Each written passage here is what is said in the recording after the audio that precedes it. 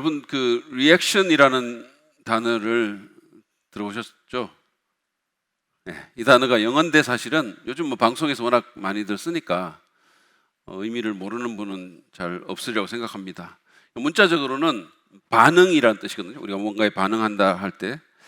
근데 TV의 음악 프로나 뭐 예능 프로그램 같은 데서 가수가 노래를 한다거나 무슨 예능이 진행될 때 막 박수를 치고 소리를 지르고 뭐 놀란 표정을 짓는 것과 같은 그런 행동을 리액션이라고 하죠. 한번 사진을 한번 보시죠.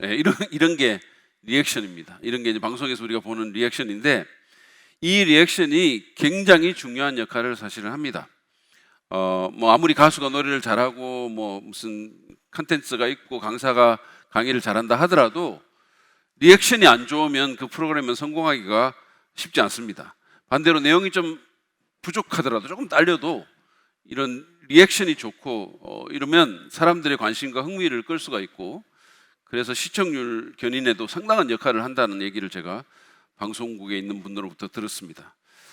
저는 오늘 그 앞에서 제가 말씀드린 그런 리액션이 아니라 최고의 리액션에 대해서 좀 나누려고 합니다. 그것은 바로 하나님에 대한, 최고의 존재이신 하나님에 대한 우리의 리액션입니다. 이게 최고의 리액션이라고 제가 붙인 것은 그 리액션을 받는 존재가 최고이시기 때문에 그렇기도 하고, 또 우리 인생에서 최고로 중요한 결과를 낳는 그런 리액션이기 때문에 최고의 리액션이기도 합니다. 우리는 하나님에 대해서 어떤 리액션을 해야 할까요? 저는 그 리액션이 우리 인생의 성패와 진정한 행불행을 가를 것이라고 생각합니다. 어떤 사람들은 하나님을 무시하는 그런 리액션을 보이겠죠. 하나님 뭐 그런 거 없어, 하나님 무슨 상관이야, 뭐 이런 식으로 하나님을 무시하는 리액션을 보이는 사람들도 꽤 있을 겁니다. 이거는 사실은 뭐 교회에 오는 사람들 중에도 주일날 교회는 오지만 일주일을 살아가면서 뭐 거의 하나님 생각 안 하고 하나님이 없는 듯이 사는 사람들이 있죠.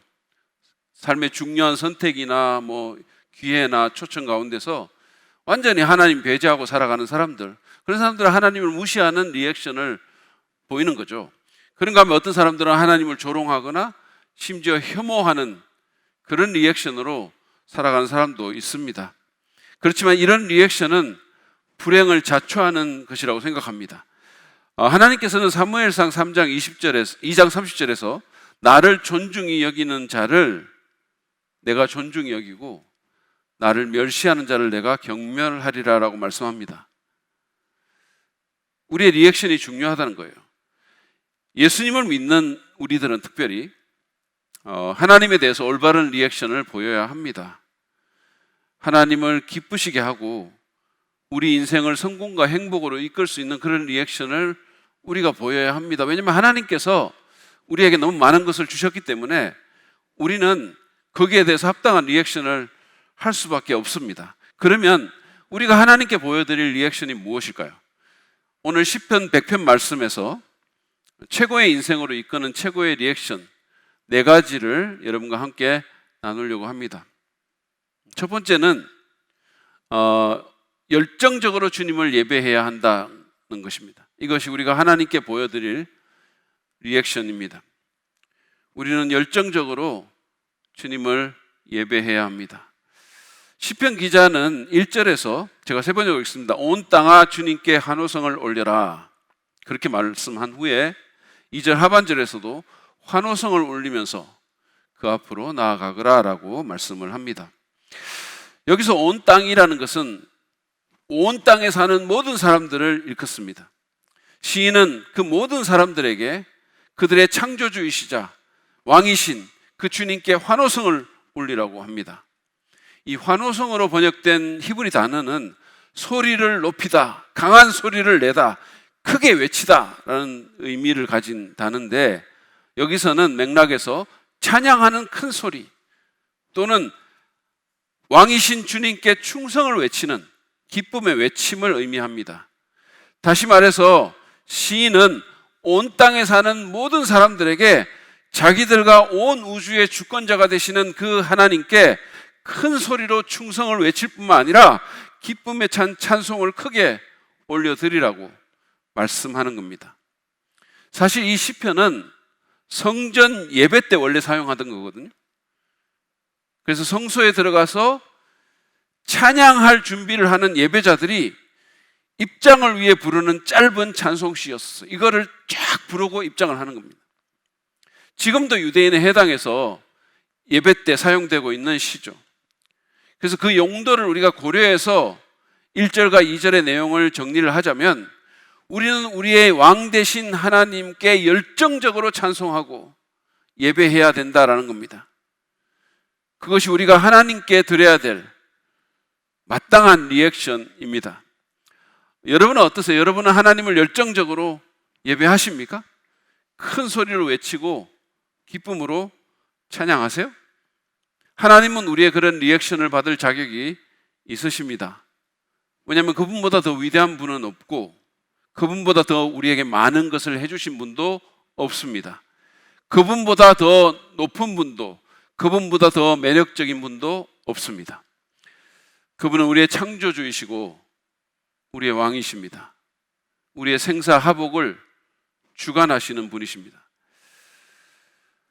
뉴스에서 여러분들이 보셨겠지만 지난 금요일 날 오전에 엘리자베스 여왕이 세상을 떠났다는 그런 뉴스가 났었죠. 이분이 26살의 그 어린 나이에 왕이 돼가지고 만 96세까지 무려 70년 동안 이 제위에 있었습니다. 영국 역사에서 가장 오랜 기간 동안 제위에 머문 군주입니다. 전 세계적으로 봐도 두 번째인가 그래요. 따라서 이분의 아들인 그 찰스는 거의 평생을 왕위 계승 서열 1인자로 그냥 그렇게 살았어요. 계속해서 왕위 계승 서열 1위자로. 저는 사실은 30년 전부터 이 사람이, 찰스가 조만간 왕이 되지는 않을까 이렇게 생각을 했는데, 지금 됐죠 이제. 아무튼 이 엘리자베스 여왕은 그렇게 오랜 시간 동안 영국과 그 연방을 통치를 하면서 겸손, 지혜, 친절, 따뜻함, 유머, 품격으로 자기 나라 백성인 영국인들은 말할 것도 없고 수많은 세계인들의 사랑과 존경을 받은 그런 군주였습니다. 제가 그날 아침에 여왕의 사망 소식을 접하고, 그래서 영국 BBC 방송을 봤는데 거기서 이제 뉴스 특집을 계속했어요. CNN하고 아마 지금도 계속하고 있을걸요. 근데 거기서 저는 이 엘리자베스 2세가 왕이 되고 나서 이렇게 그 여정들을 이렇게 영상으로 보여주는 것을 쭉 봤는데, 그 가운데 이분이 왕이 되고 나서 상당히 젊은 때인데, 초기죠 그때. 근데 이제 호주를 방문한 그런 영상을 봤습니다. 이 호주가 영연방 국가이기 때문에 영국의 군주는 호주의 군주이기도 해요. 그러니까 이 사람이 이제 호주를 방문을 해가지고 차를 타고 이렇게 지나가는데 정말로 구름 같은 군중들이 길 옆으로 이렇게 서가지고 정말 구름 같은 인파가 늘었었어요. 그리고는 그야말로 환호성을 지르면서 열광적으로 반응하는 것을 제가 봤습니다. 그 당시에 호주 국민들의 4분의 3이 이 여왕을 환영하는데 나왔다라는 얘기를 제가 들었어요. 여러분, 한 국가의 인간 왕에게 이런 반응을 보인다면 온 세상에, 온 우주의 주권자이신 하나님께는 얼마나 더 그래야 하겠습니까? 더구나 영국 여왕은 뭐 우리에게 별로 해준 것도 없지만 하나님은 우리를 사랑해서 외아들까지 주시지 않았습니까? 우리 인생의 영원한 운명을 바꿔놓지 않았습니까? 그러므로 하나님을 열정적으로 예배합시다. 목소리 높여서 기쁨으로 찬양합시다. 제가 이런 말씀을 드리면, 저는 목소리가 안 좋아요. 저는 노래 잘 못 부릅니다. 이렇게 말하는 분들이 있어요. 여러분, 그래도 괜찮습니다. 목소리 안 좋아도 괜찮아요. 소리 높여 찬양하십시오.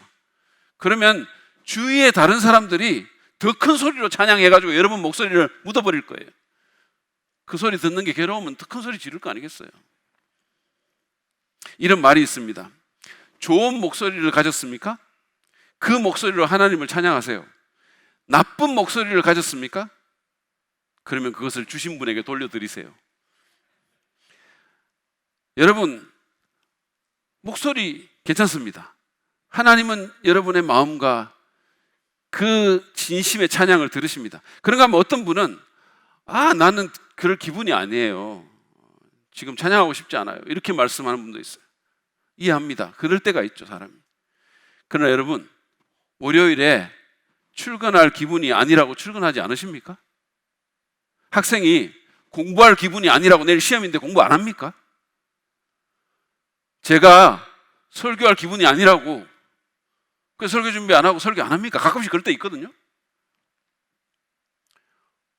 기분이 아니라도 우리는 월요일 날 일어나서 가방 챙겨 들고 출근하죠. 책 펴놓고 공부하죠. 그 설교하죠. 또 어떤 분은 나는 그렇게 감정적인 사람이 아닙니다. 열정적이라는 단어하고는 거리가 먼 사람이에요. 이렇게 말하는 분도 있어요. 그런 분도 있어요. 사람의 성향은 다양하니까. 온갖 종류의 사람들이 있으니까. 그러나 그렇다 하더라도 여러분, 그렇다 하더라도 올림픽에서 우리나라 축구팀이 결승전에서 결승골을 넣었는데 근데 열정적이 아니니까 팔짱 끼고 한 골 넣었군. 이러십니까? 여러분 그러세요? 아니 여러분의 어린 자녀가 학교 달리기 시합에서 지고 있다가 갑자기 속도를 내가지고 1위로 치고 나가는데 녀석 빠르군. 이러십니까? 그런 분이 있으세요? 아무리 성향이 그렇다 하더라도 아마 일어나서 손짓 발짓 하면서 있는 힘껏 소리 지르며 응원하실 겁니다. 하나님을 예배하는 일에 그보다 덜 해서 되겠습니까? 제가 이렇게 생각해 보면 우리가 하나님을 예배하는 일에 그렇게 하지 못하는 것은 아마 축구나 달리기는 현실이고 실제지만 하나님 예배하는 것은 별로 비현실적이라고 생각해서 그런 것은 아닐까요? 실제로 여러분, 만약에 실제로 여기에 온 우주에서 가장 강력하고 가장 높으시고 가장 찬란하고 가장 매력적인 하나님이 계신다면 우리가 지금처럼 예배할 수 있을까요? 지금처럼 그냥 발짱 끼고 찬송 안 하고 그럴 수 있을까요? 사랑하는 여러분, 하나님은 눈에 보이지는 않지만 지금 여기에 우리와 함께 계십니다.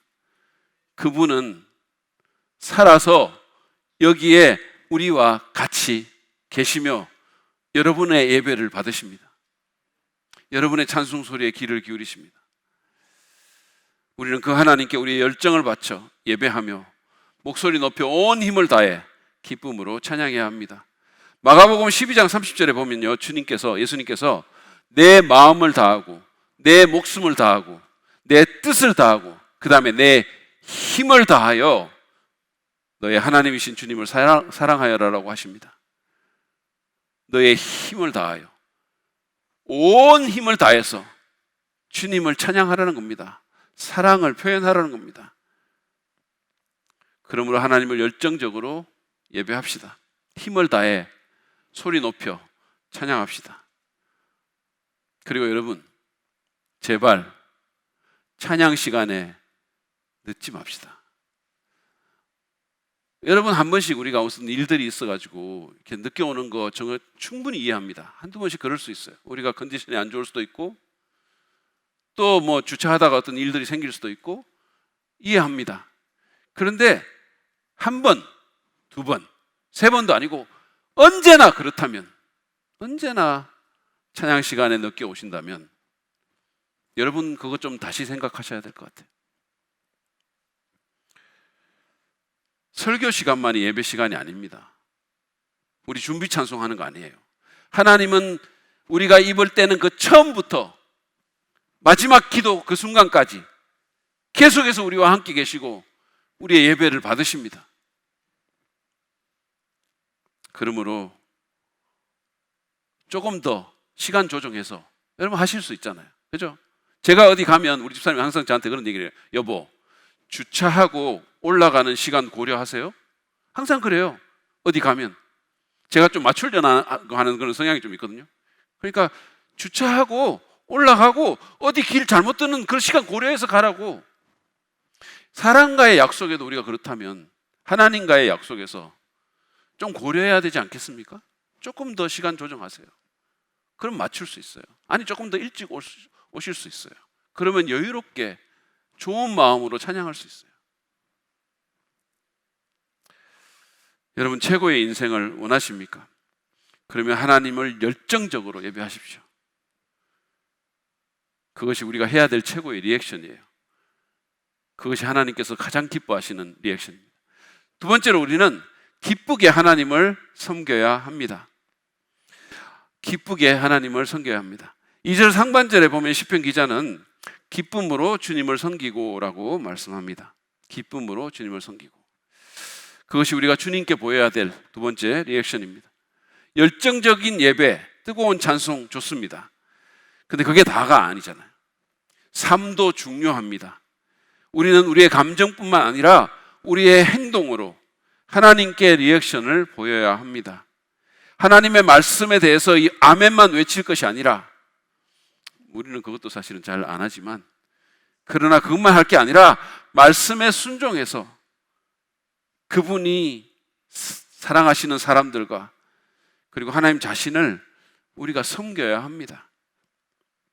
가끔씩 보면 우리가 예배당에서 천사 같은 표정으로 막 이렇게 손들고 찬양하고 아멘하고 말씀 듣던 성도들이 예배 끝나자마자 주차장에서부터 별 것도 아닌 일로 인상 쓰고 언성 높이고 막 다투는 경우가 있습니다. 여러분 기억하십시오. 우리의 예배는 우리의 삶으로 이어져야 됩니다. 그리고 그 삶의 가장 중요한 포인트 중에 하나가 섬김입니다. 우리는 하나님께 기쁨의 섬김이라는 그 리액션을 보여야 합니다. 우리가 이런 리액션을 하나님께 보여드려야 하는 것은 그분이 먼저 우리를 섬기셨기 때문이에요. 여러분 예수님 말씀 기억하십니까? 마가복음 10장 43절에 예수님이 이렇게 말씀합니다. 인자는 섬김을 받으러 온 것이 아니라 섬기러 왔으며 많은 사람을 구원하기 위하여 치를 몸값으로 자기 목숨을 내주러 왔다. 예수님께서는 자기 생명을 내어주시면서까지 우리를 섬겨주셨어요. 최선을 다해서. 우리도 그래야 되지 않겠습니까? 그런데 중요한 것은 기쁨으로 섬기는 겁니다. 섬기되 기쁨으로. 불평하고 인상 쓰고 억지로 섬기는 게 아니라 기쁨으로 섬겨야 합니다. 우리의 태도가 너무 중요합니다. 누가복음 10장에 보면은요, 마리아 마르다 그 자매 얘기가 나오죠. 근데 마르다가 주님을 접대하기 위해 가지고 열심히 부엌에서 음식을 했어요. 근데 기쁨으로 안 한 겁니다. 마르다는 화를 내고 불평을 했습니다. 급기야는 주님께 아니 왜 자기 동생 마리아를 안 보내주냐고 부엌으로 그렇게 막 컴플레인을 합니다. 그러면서 마리아에게 자기 일을 도와주라고 시키라고 주님께 명령을 하는 거예요. 화를 내면서. 그래서 예수님이 그런 그녀에게 네가 많은 일로 염려하고 안달복달한다고 그렇게 하시면서 마리아가 더 좋은 쪽을 택했다라고 말씀을 하세요. 섬기는 게 잘못된 게 아니잖아요. 그러니까 주님의 이 말씀의 의미, 그 함의는 그런 식으로 섬기는 것은 전혀 좋은 게 아니라는 거예요.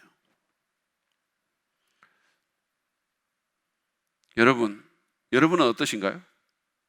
기쁨으로 섬기십니까? 아니면 불평하거나 인상 쓰거나 억지로 그렇게 합니까? 하나님은 기쁨의 봉사를 받을 자격이 있으십니다. 여러분 생각해 보세요. 그분은 우리를 섬길 때 억지로 하거나 불평하지 않았습니다. 아니 내가 왜 내 소중한 외아들을 저런 것들을 위해서 내줘야 돼? 아니 꼭 그렇게 해야 되는 거야? 아 진짜 뭐 이러지 않으셨다는 거죠. 그분은 기꺼이 아들을 우리를 위해 보내주셨습니다. 따라서 우리도 그렇게 해야 되는 거죠. 그분은 우리가 뭐를 하든지 간에 기쁨으로 하기를 원하십니다. 이것은 우리가 주님께 헌금할 때도 마찬가지입니다. 고린도후서 9장 7절을 보면 이런 말씀이 나오죠.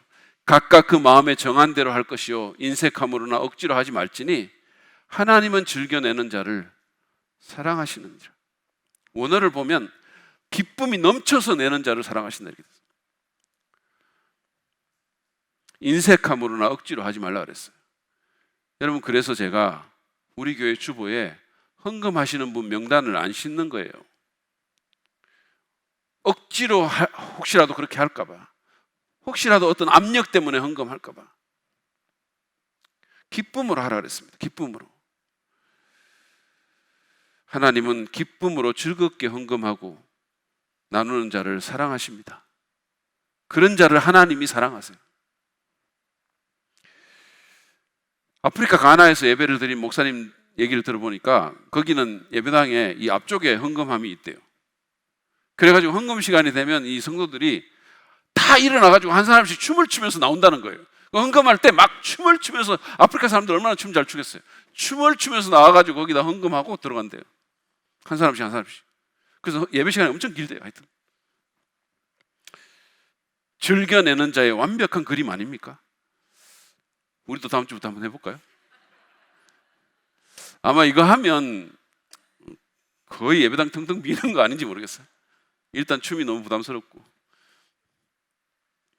아무튼 여러분, 무엇을 하든지 기쁨으로 섬깁시다. 교회에서뿐만 아니라 여러분의 가정에서도 그렇고 회사에서도 마찬가지예요.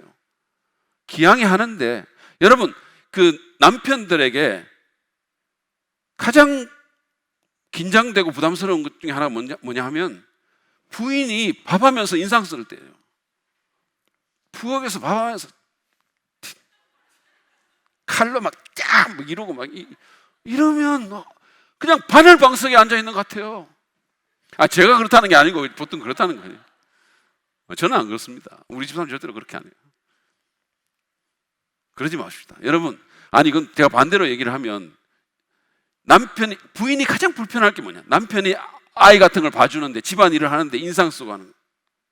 아이 그냥 청소하면서 진짜 이러고 하면 부인이 얼마나 그게 부담스럽겠어요. 기쁨으로 합시다. 여러분, 기양하잖아요. 기양하는데 기쁨으로 합시다. 여러분, 어디 식당 같은 데 가가지고 이렇게 섬기는 분들이 기쁨 없이 그냥 팍팍 하고 이러면 너무 기분 안 좋잖아요. 음식 맛이 아무리 좋아도.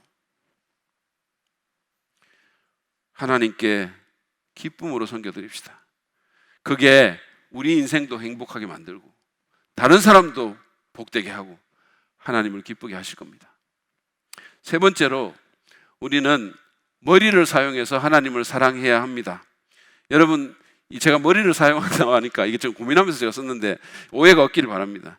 헤드뱅잉을 하면서 예배하라는 뜻이 아니고요. 지성을 사용해서, 우리 지성을 사용해서 하나님을 사랑하라는 말씀입니다. 오늘 본문 3절을 보면 너희는 주님이 하나님이심을 알아라 라고 권면을 합니다. 근데 원어 성경을 보면 알아라라는 명령이 제일 먼저 나와요. 제일 먼저. 그러니까 하나님이 어떤 분인지 알아라는 겁니다. 여러분, 우리가 모르는 분을 어떻게 신뢰하고 사랑할 수 있겠습니까? 그리고 좀 괜찮은 사람의 경우에는 알수록 더 괜찮은 거죠. 알수록 더 사랑스러운 사람이 있어요. 그러니까 하나님을 알아가면서 사랑하라는 겁니다. 머리를 써서 이해하고 공부하고 더 깊이 알아가라는 거예요. 저는 이렇게 가끔씩 무슨 TV를 보거나 이렇게 할 때 어떤 사람이 캐릭터가 나오잖아요. 무슨 연주자가 나온다든지 이러면 그 사람이 이렇게 너무 괜찮은 사람처럼 보이면 계속 그 사람에 대해서 찾아봐요. 그 사람이 어떤 사람인지 계속 공부하고 구글링하고 그렇게 찾아봅니다. 하나님이 얼마나 더 매력적인 분입니까? 여러분, 기독교 신앙은 지성의 역할을 무시하지 않습니다. 저희 교회 입구에 여러분 아까 들어오실 때 거기 무슨 여기 잠깐 당신의 뇌를 맡겨놨다가 나가실 때 찾아가세요, 이런 팻말 보셨어요? 예배 드릴 때 여러분 하나님을 생각하면서 예배 드리는 거죠. 예수님께서 내 마음을 다하고 내 목숨을 다하고 내 뜻을 다하고 내 힘을 다하여 주 너의 하나님을 사랑하라라고 말했는데, 거기 마음은 처음에 나오는 마음은 heart예요. 그 다음에 목숨은 영어로 soul입니다. 뜻은, 여기 뜻으로 번역된 게 mind예요. 너의 마인드를 다하여, 다시 말해서 너의 지성을 다하여 하나님을 사랑하라는 겁니다. 로마서 12장 2절에 보면 마음을 새롭게 함으로 변화를 받으라고 권면을 하는데, 거기서 나오는 마음도 이 가슴이 아니고 하트가 아니고 마인드예요. 우리 생각을 새롭게 해서 변화를 받으라는 겁니다. 여러분, 우리는 우리의 지성을 사용해서 하나님을 섬기고 사랑해야 합니다. 그것이 우리가 온 우주의 최고의 지성이시며 우리에게 지성을 주신 분에게 마땅히 해야 될 리액션입니다. 우리 한국 교회는 이 부분에서 저는 부족함이 많다고 생각합니다. 열정적으로 예배하고 찬송하는 분들은 많은데, 여러분 막 한국 교회 뜨겁거든요. 우리 교회는 별로 안 그렇지만 일반적으로 좀 그래요. 막 뜨겁고 열정적으로 예배하는 분들 많습니다. 그런데 좀 깊은 묵상을 하거나 생각하거나 공부하는 그리스도인들 그렇게 많지 않아요. 그러니까 이게 이런 일들이 있으니까 한국 교회에 그렇게 이단들이 많은 거예요. 생각을 안, 정신의 훈련이 없는 거죠. 그러니까 겉으로 모습은 기독교인데 생각은 유교적이고 형식은 불교적이라는 말이 있는 거예요. 그러므로 여러분 생각합시다. 그리고 공부합시다. 책 읽는 그리스도인들은 원래도 안 많았는데 점점 줄고 있어요. 점점. 제발 책 좀 읽으십시오. 그래서 저도 3세 인쇄 좀 해봅시다. 제발. 가만히 보면은요, 교회 가운데 이 지성의 훈련이 절실히 필요한 그리스도인들이 굉장히 많습니다. 머리를 사용하십시오. 하나님이 주신 거잖아요. 하나님이 주신 거예요. 머리 쓰면서 신앙생활하고 하나님 사랑하라고, 인생을 잘 생각하면서 살라고, 아무 생각 없이 살지 말고. 어제 제 아내와 아들이 이제 전화를 했는데, 저희 아들이 누군가에 대해서 말을 하면서, 아니 걔는 생각도 못해? 아니 머리 거기 왜 있어? 머리 쓰라고 있는 거 아니야? 이러더라고요. 머리 쓰라고 있는 거죠. 쓰십시오. 머리를 써서 지성을 다해 주님을 사랑하십시다. 그분이 어떤 분인지 공부하면서 알아가는 저와 여러분 되기 바랍니다. 그러면 우리가 알아야 될 주님은 어떤 분이십니까? 3절 전체를 한번 보십시오. 너희는 주님이 하나님이심을 알아라. 그가 우리를 지으셨으니 우리는 그의 것이요 그의 백성이요 그가 기르시는 양이다. 시인은 먼저 주님이, 다시 말해서 여호와가, 야훼가 하나님이심을 알라고 했습니다. 그분만이 하나님이십니다. 나는 하나님이 아니고, 직장 상사도 하나님이 아니고, 대통령도 아니고, 여러분의 애인도 아니고, 그분만이 하나님이십니다. 그분만이 우리의 주님이십니다. 그분과 같은 존재는 없습니다. 우리는 그분만을 예배하며 섬겨야 됩니다. 그분만이 우리의 모든 충성을 받을 자격이 있으십니다. 우리는 그분께 온전히 의존합니다. 여러분이 인정하든 인정하지 않든 사실은 우리의 생명이 그분께 의존되어 있는 거예요. 우리는 그분이 주권자이심을 알아야 합니다. 뿐만 아니라 시인은 그분이 우리의 창조주가 되신다라고 말씀합니다. 그분이 우리를 만드셨습니다. 우리는 그분의 작품입니다. 여러분, 세상에 인간의 몸보다 더 정교한 기계 없습니다. 인간의 몸보다 더 정교한 게 없어요. 기가 막힙니다. 예를 들어서 인간 몸의 피부에는 200만 개의 땀샘이 있어가지고 우리가 어디에 있든지 체온을 조절하는 거죠, 스스로. 이 작은 몸에 200만 개의 땀샘이 있어요. 놀라지를 않으시네. 여러분은 몇 개가 있어야 놀라시겠습니까? 지난주에 제가 말씀한 것처럼 하나님은 우리를 위한 목적을 갖고 우리 각자를 신묘막측하게 만드셨어요. 그 목적에 맞게. 우리는 그 사실을 알아야 합니다. 시인은 또한 우리가 그분의 것이라고 말씀합니다.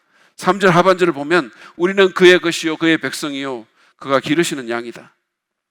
하나님이 우리의 주인이시고 우리의 소유권자라는 겁니다. 우리의 인생에는 그분의 인장 도장이 찍혀 있습니다.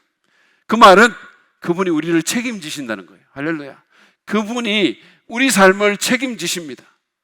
그 누구도 그 무엇도 우리를 우리의 주인 되신 하나님으로부터 앗아갈 수가 없습니다. 그 무엇도 바울이 로마서 8장에서 말한 것처럼 우리를 그분의 사랑에서 떼어놓지 못합니다.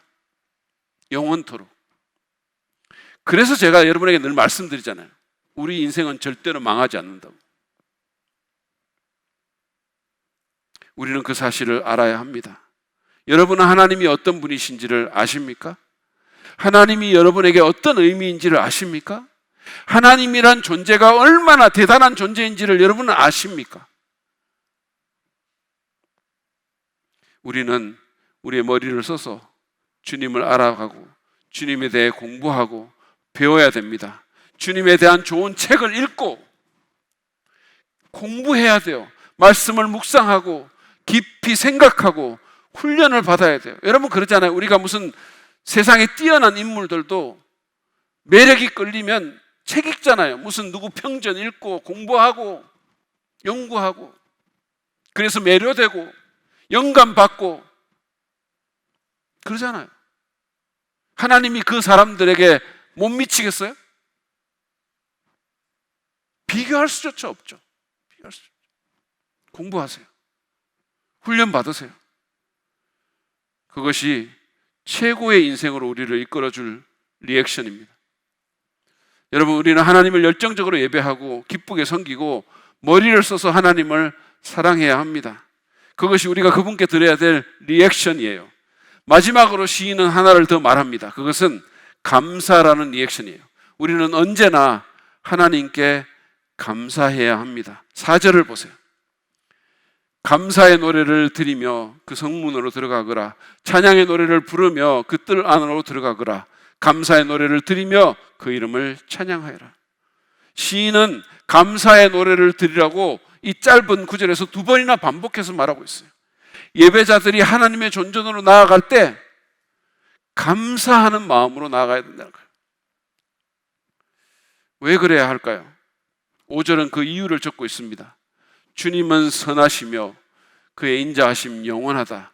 그의 성실하심은 대대에 미친다. 우리가 주님께 감사해야 되는 것은 그분이 선하시기 때문이에요. 여러분, 하나님은 선하신 분이십니다. 그분은 우리에 대해서 악을 품지 않으십니다. 그분은 우리에게 평안과 희망을 주기를 원하십니다. 때로 우리가 이분이 왜 이러시지 그럴 때가 있을 수가 있어요. 그러나 예레미야 선자가 말한 것처럼 그분이 우리에게 주기 원하시는 것은 재앙이 아니라 평안이고 소망입니다. 알렌 로스는 하나님의 선하심을 설명하면서 이렇게 말을 했어요. 그분은 생명을 즐길만 하고 가치 있게 만드시는 모든 것의 근원이시다. 우리의 생명, 우리의 삶이 있잖아요. 그러면 그것이 즐길만 하고 가치 있도록 만들어주는 모든 것의 근원이 바로 하나님이시라는 거죠. 사실은 이 좋은 생명을 우리에게 주신 분도 하나님이시잖아요. 그분은 선하십니다. 그분은 선하실 뿐만 아니라 또한 인자하십니다. 시인은 주님이 인자하심이 영원하다라고 했어요. 여러분, 인자하다는 것은 우리가 흔히 생각하는 무슨 할아버지 뭐 이렇게 인자 이런 게 아니라 그분의 신실한 사랑을 의미합니다. 헤세드 사랑, 신실한 사랑. 하나님은 우리를 사랑하십니다. 우리가 잘했을 때뿐만 아니라 그렇지 않을 때도, 우리에게 사랑할 만한 어떤 것이 있어서가 아니라 그럼에도 불구하고 우리를 사랑하십니다. 여러분, 우리가 죄인이었을 때 자기 아들을 십자가에 내어줄 만큼 우리를 사랑하시는 거예요. 그것이 하나님의 인자입니다. 신실한 사랑, 변하지 않는 사랑, 헌신된 사랑. 그 사랑은 변하지 않습니다. 그러므로 우리는 그 사랑에 대해 감사해야 됩니다. 시인은 또한 그분의 성실하심이 대대에 미친다라고 얘기를 합니다. 하나님은 믿을 만한 분이십니다. 그분은 약속을 지키시고 반드시 계획하신 것을 이루시고 절대 실패하지 않습니다. 절대로 실패하지 않습니다. 그래서 우리가 절대로 망하지 않는 겁니다.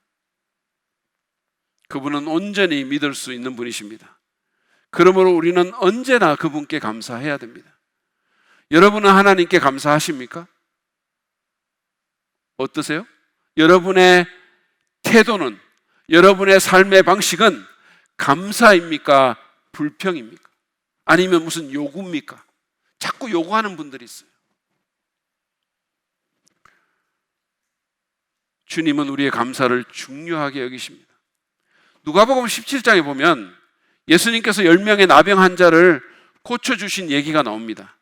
근데 그 가운데 오직 한 사람만이 돌아와서 하나님께 영광을 돌리면서 주님께 감사를 표현하죠. 그러니까 주님께서 그 사람에게 뭐라고 말합니까? 10사람이 다 깨끗해졌는데 나머지 9은 어디 있느냐라고 말씀하셨어요. 여러분, 이게 어떤 의미인지 아시겠죠? 그 말은 주님이 우리의 감사를 기대하신다는 겁니다. 감사의 표현을 기대하신다는 거예요. 그냥 마음으로만 감사하지 뭐 이게 아니라 감사의 표현을 그분이 기대하고 계신다는 거예요. 바울은 데살로니가전서 5장 18절에서 범사에 감사하는 것이 그리스도 예수 안에서 우리를 향한 하나님의 뜻이라고 말씀합니다. 그게 하나님이 원하시는 거라는 거죠. 범사의 모든 일에 감사하는 것이. 왜냐하면 그것이 우리가 하나님께 드릴 마땅할 도리일 뿐만 아니라 그것이 우리에게도 좋기 때문이에요. 감사하는 사람 절대로 불행하지 않아요. 감사가 태도가 되어 있는 사람, 감사가 삶의 방식이 되어 있는 사람 절대로 불행할 수 없어요. 불평하는 사람이 불행하죠. 어디를 가든 투덜대고 안 좋은 거 찾아내고 이런 사람들 불행해요. 마음이 편하지가 않아요. 하나님은 감사하는 자에게 감사의 거리를 더 주십니다. 누가 말했듯이 감사는 관계의 문, 축복의 문, 기적의 문을 열어줍니다. 여러분, 부부간에도 서로 감사해 보세요. 관계 반드시 좋아져요. 30일만 해보시고 안 되면 환불 요구하세요. 감사하면 좋은 일이 생깁니다. 여러분, 어제 우리 교회 학생 하나가 저한테 추석 인사 겸 메시지를 하나 보냈어요. 근데 그 메시지에 내용이 이랬습니다. 말씀 듣는 건 너무 좋고 요즘은 성경 통독도 시작했다고 이렇게 얘기를 하면서 이렇게 저한테 메시지를 보낸 거죠. 항상 오래오래 저희 교회에서 말씀 전해주세요. 목사님이 우리 목사님이라 정말 좋아요. 늘 감사드리고 사랑합니다. 이렇게 온 거예요. 그래서 제가 그거를 읽고 너무 기특한 거죠. 학생이 너무 기특하고 너무 기쁘고 마음이 너무 좋았어요. 어떻게 이럴 수가 있는, 이 학생이 이렇게 한다 이거. 그래서 제가 하나님께 감사하면서 그 아이한테 제가 작은 기프티콘 하나 보내줬어요. 너무 좋더라고. 그리고 그 아이를 축복하며 기도했어요. 앞으로도 할 겁니다, 제가. 여러분, 비록 제가 별로 용하지도 않고 영빨도 별로 없는 목사지만 그래도 목사인데 기도하면 좋은 일이 생기지 않겠어요? 제가 이런 생각이 들었어요.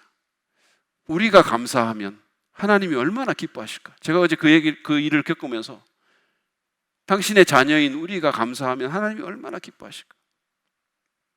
하나님 감사합니다. 감사합니다. 하나님께 감사합시다.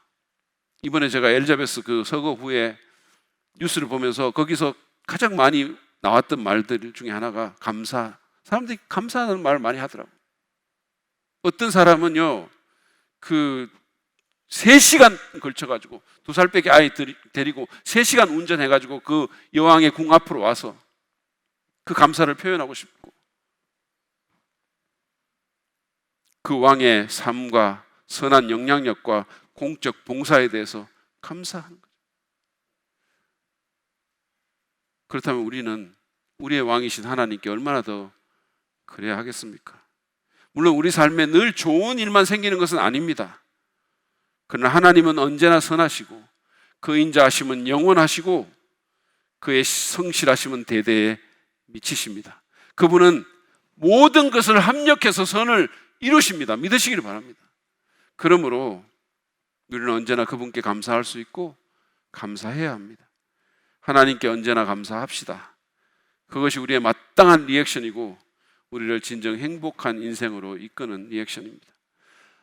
우리는 오늘 최고의 존재이신 하나님께 우리가 드릴 4가지 리액션에 대해서 생각해 봤습니다. 그것은 열정적으로 하나님을 예배하는 것, 기쁘게 섬기는 것, 지성을 사용해서 하나님을 사랑하는 것, 그리고 언제나 하나님께 감사하는 것입니다. 만약에 우리가 지금부터라도 일관되게 이런 리액션을 하나님께 드리며 산다면 여러분, 우리 후회하지 않습니다. 우리 인생은 행복하고 가치 있는 삶이 될 것입니다. 지금부터라도 일관되게. 하나님은 당신에게 올바른 리액션을 하는 당신의 자녀들을 그냥 놔두지 않으실 것입니다. 이 시간에 하나님께 나를 새롭게 드리면서 열정적인 예배와 기쁨의 섬김과 지성적인 사랑과 일관된 감사를 올려드리겠다고 결단하는 우리가 되기를 바랍니다. 여러분, 지금 오늘 추석이잖아요. 그죠? 추수감사절이라는 거죠. 오늘 우리 감사해야 되는 날이잖아요. 그러니까 하나님 앞에 우리가 나가면서 감사하고 하나님 앞에 찬송으로 나아가기를 바랍니다. 그 인자가 영원하시고 자비가 무궁하시고 성실이 크신 하나님, 그 하나님을 우리가 생각하면서 이 시간에 찬양으로 주님 앞에 나아갈 때 여러분, 정말 이렇게 그냥 입으로만 부르는 찬송이 아니라 여러분의 마음을 담아서 그렇게 찬송하는 찬송이 됐으면 좋겠습니다. 주의 인자는 끝이 없고 그의 자비는 무궁하며 아침마다 새롭고 늘 새로우니 주의 성실이 큼이라. 우리 이 시간에 함께 찬양하며 주님 앞에 나아갑니다.